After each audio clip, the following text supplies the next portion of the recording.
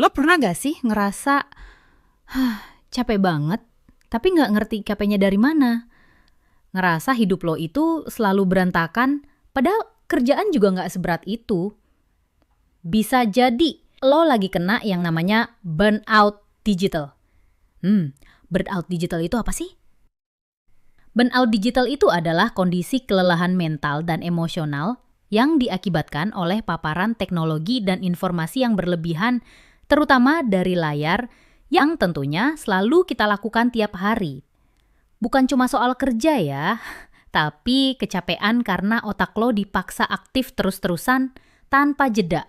Lo mikir, nerespon, nyerap konten informasi, neskip, dan ulang lagi 24 jam non-stop. Apalagi karena sekarang semuanya udah pindah ke digital. Kerja WFH, kampus daring, hiburan di TikTok, ngobrol di DM, bahkan me time pun sambil buka Instagram.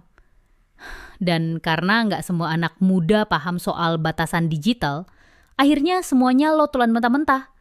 Konten, berita, drama, masalah orang, capek, ya pastilah.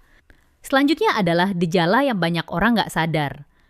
Lo bangun tidur, langsung buka HP, scroll medsos 2 jam tapi nggak sadar waktu, sering rasa cemas tanpa sebab, fokus gampang buyar, ngerasa kosong padahal hidup lo rame.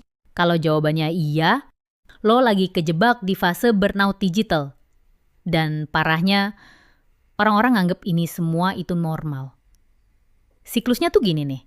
Lo capek kerja, buka TikTok buat refreshing, lihat konten glow up orang, malah insecure, cari motivasi, dapat motivasi, scroll lagi, overthinking, burnout lagi. Dan tanpa kalian sadari, itu malah jadi kebiasaan kan? Sebenarnya scroll sosmed itu nggak salah. Tapi kalau lo sampai lupa kehidupan nyata, ya lo yang rugi.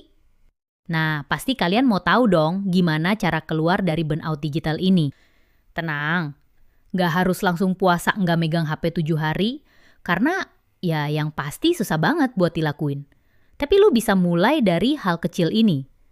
1. Bikin batas waktu main HP. Misal, no screen 1 jam sebelum tidur. 2. Aktifkan mode jangan ganggu di jam-jam tertentu. 3. Unfollow akun yang bikin lo ngerasa rendah diri atau insecure. 4. Pakai fitur screen time biar lo tahu waktu.